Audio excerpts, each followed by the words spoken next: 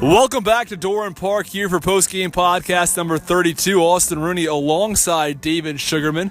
This is a tough 7-5 loss for the Harwich Mariners tonight, allowing 3 runs in the bottom of the 8th inning to lose tonight's game.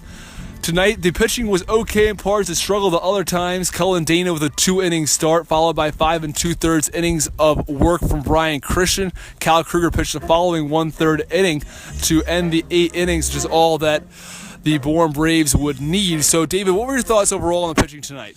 Cullen Dana got off to a solid start. We've seen this a couple of times where he comes in and pretty early on is pulled for one reason or another. He only goes 2 innings tonight, but able to strike out 2, only gave up the 1 run. I think I was surprised in the middle there, Brian Christian, how long of a leash he got. He threw in the triple digits tonight, over 100 pitches, and wasn't exactly stellar in the early going. In his first couple innings of work, he gave up runs, none in the 3rd, but 2 in the 4th, 1 in the 5th, including a solo home run from Jeremy Ironman. So I was surprised that they let Christian go as long as they did tonight, given that he wasn't stellar from the get-go and then struggled the latter part. It was up and down really all night long. What were your thoughts on the hitting? Of course, the hitting, they had 12 hits tonight for the Harwich Mariners, but they only put up 5 runs. What were your thoughts overall? They got singles, of course, but didn't really ever get that big hit they were looking for.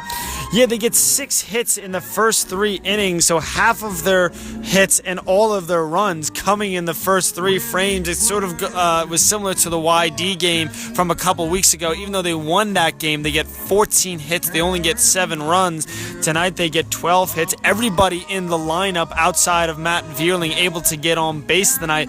Unfortunately, you just got to find a way to bring home more base runners than that. 12 hits to 5 runs just isn't going to do it. Thought they might have had a better chance tonight. Now you can hear us a little bit better. Frank Sinatra done on the loudspeaker now. But unfortunately, just not able to consistently bring home base runners. I thought early on 5 runs might do it against a Bourne team that, like Harwich, has struggled offensively throughout the season. But unfortunately, the Braves bats come alive late in the game, and that's all she wrote.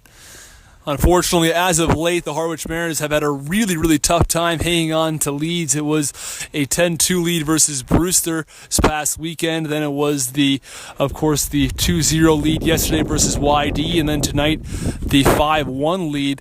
Later, 5-4 in this game that they blew as well. What are your thoughts on the recent blown leads from the Harwich Mariners?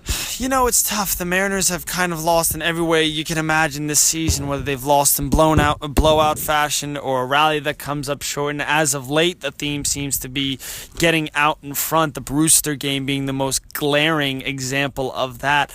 I'm not sure what the Mariners can do to remedy it. I think the blame was twofold tonight, whereas in past nights you said it was clearly on the bullpen or it was clearly on the offense not giving good starting pitching or good pitching overall run support. Tonight, only 5 runs on 12 hits, and Brian Christian, I don't want to say he was awful, but certainly didn't have his best stuff in relief tonight. Cal Kruger came in and finished the 8th inning and was fine, but at that point, the Braves had already taken the lead, and the brunt of the work was going to go to the Mariners offense. Okay, that will do it from us here from Bourne Park. Austin Rooney and David Sugarman say so long after game number 32 as the Harwich Mariners fall 7-5 to the Bourne Braves.